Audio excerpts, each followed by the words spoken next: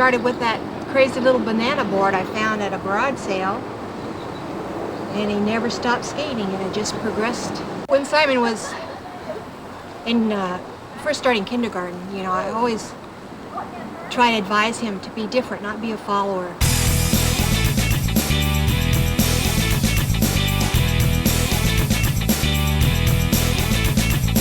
So I was, placing pretty good in contests, and I was getting a good amount of coverage in the magazines. It was around that time that Gavin O'Brien got my number there at Go Skate up in Sacramento, and he called me out of the blue.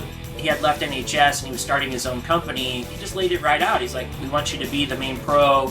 We want you to help with the marketing and building the team and doing the team management. And I just didn't have much going on, and so I jumped right at it.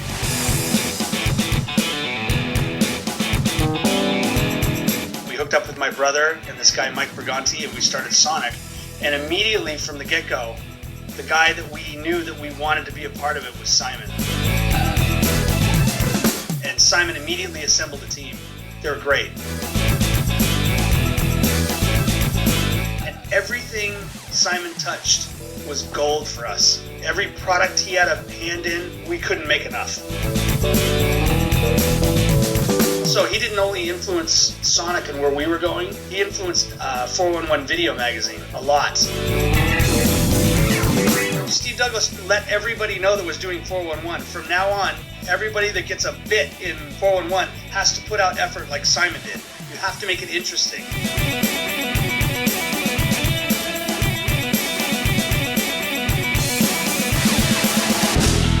I learned it on the way to an Anthrax concert back in '86. Just cruising down the street and just busted. I was trying to regular 360 kickflip. I just went a little extra and I landed dark side and I just kept riding, So Sonic Skateboards, as far as creative freedom, was the best sponsor that I ever had. And they gave me like 2 office spaces in this warehouse. And that's where most of the, especially the creative boards, that's where most of that happened. Some hot skim action over here, cut some mean left. Right over here, it's cutting a mean right. There's a lot of jellyfish around, lots of debris, so booties are required.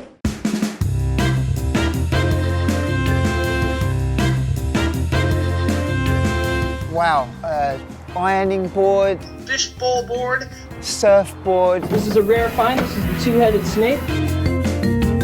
skim board, there was the crutch board. double trouble, the 5 board, snowboard, Almost hit an avalanche. Coming down backside.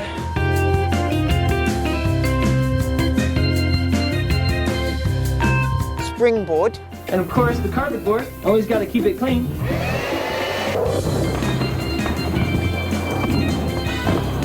There was the round archery target.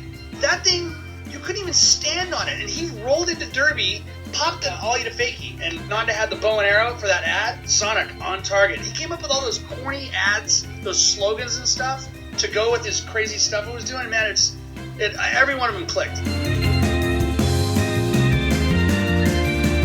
Even if you're a skateboarder, I think watching like an hour of non-stop skateboarding gets really boring. That's why the videos have always needed like comic relief and crazy stuff to really like kind of break it up. And Simon Woodstock was always so good at that. Simon would skate in clown costumes and kick off his shoes in the middle of a trick. He always had some creative thing to make his skating rule.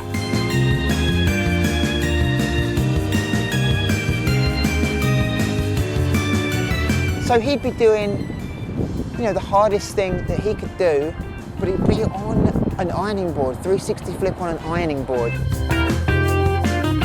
I think he knew that, hey, I'm not Eric Costin, I'm gonna have to work at this. He just hustled, you know what I mean? He worked hard. I mean, that's the thing, like, he's a really great skater, and he basically figured out what he had to do to be able to be a pro skateboarder. I mean, yeah, it's no secret we had a really good working relationship with Big Brother. We had a great relationship with Big Brother.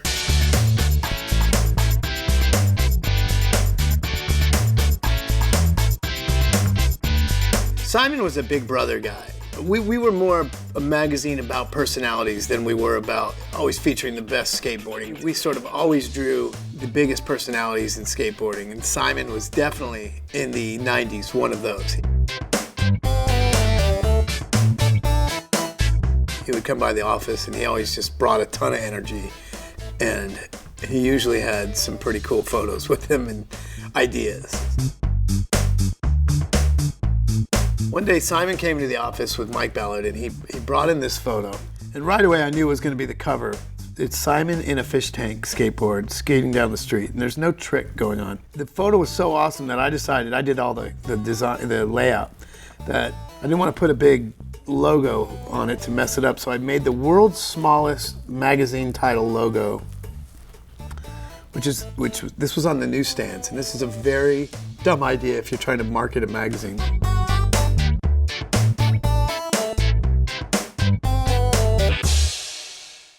You know, some of our other writers, you know, sometimes would express their, you know, I don't know about this, you know, I think we should be more serious, because they were getting pulled in from the other side from all the other guys, right, in the industry. You know, Simon was doing his own thing, and they were a team, they were solid, they were all good friends, but they would say, hey man, we got to reel Simon in a little bit. And we're just like, there's no way we're going to do that, because everything he did, like I said, was gold for us.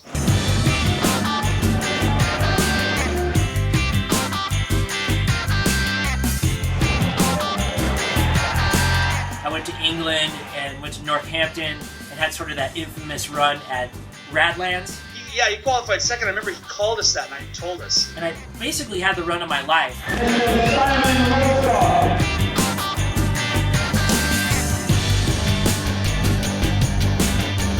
He was getting a lot of flack. I mean, people were naming him.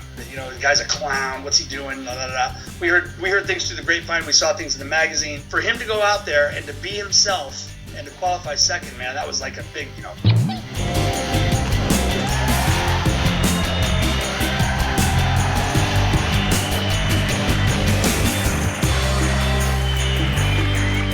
It was right after that where I got the signature shoe on Vans. We probably got more backlash for him getting a shoe on Vans than we did for anything that Sonic put his name on. Simon has a shoe on Vans. He doesn't deserve any. You know, we heard that from everybody. Simon doesn't deserve a shoe. He doesn't deserve. It's like, what are you talking about? Yes, he does. You know, I think that the antics sometimes overshadowed the fact that he actually was a really good skateboarder. Sometimes we appreciate our peers and their contributions and their talents long after the fact.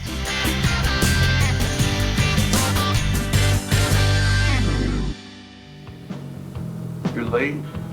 But here's the deal, back in 1994, I went to Belgium with Mike Vallely, and he sort of prepped me for this. And he's like, hey Simon, I go through this kind of stuff. You're definitely going to go through it. People are going to like you, and then they're going to not like you.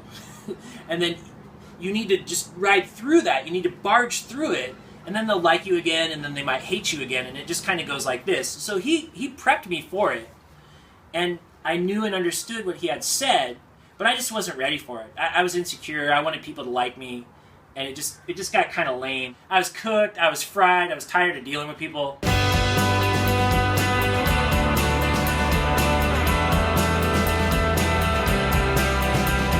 Here's how it all ended. All this is going in my mind, right? Just sort of being over it. And I'm driving up to the X Games in San Francisco, the X Games in 1999. And I wanted to see the Vert Best Trick contest. A couple of friends sort of snuck me back in by the side of the ramp. Right when Tony Hawk he had done his Varial 720, and he was warming up and starting to try the 900. Tony Hawk makes the 900. I'm standing right there, and I'm like, wow, man, that was like the hugest thing in skateboarding up to that point. So it was about that time that this X Games security guard comes up, sort of this buff guy with a mullet, and he comes up to me, and he goes, do you have a wristband? You don't have a wristband on. And I was like, no, I don't have a wristband. And he looks at me and he says, well, then you don't belong here. And so he meant it in a certain context, to sort of kick me out of the VIP area. But I've got all this stuff going on in my head, right? And so it all just sort of flashes back. And I'm like, man, I think I'm just going to retire from skateboarding right now. And I didn't sass him back. I just looked at him and I said, you know what? You're right. And I walked out and had nothing to do with skateboarding for the next 10 years. That was it.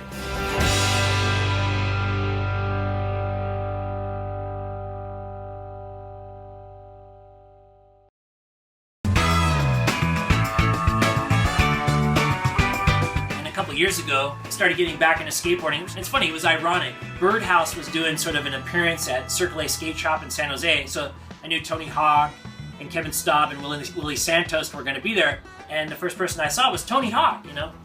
And I hadn't seen him in so long, I didn't know if he would recognize me or what, but he did. And so we're talking, and he encouraged me, man. He said a lot of nice things, you know? And so ever since then, I've been like sort of re-encouraged and been getting back into skateboarding.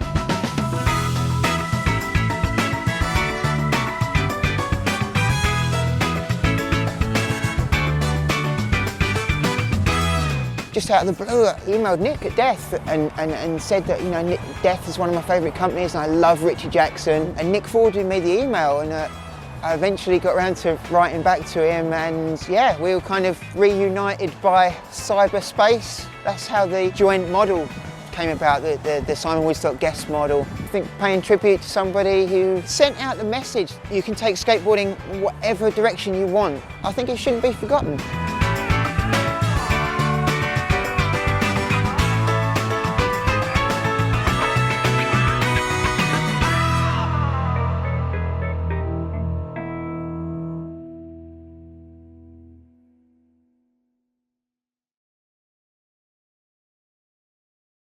At that moment, Andrew told Herm, damn, I want to use that for the next Baker video. And the Wallenberg situation was almost cooler. And so there was about 100 people there or more, and they were standing around.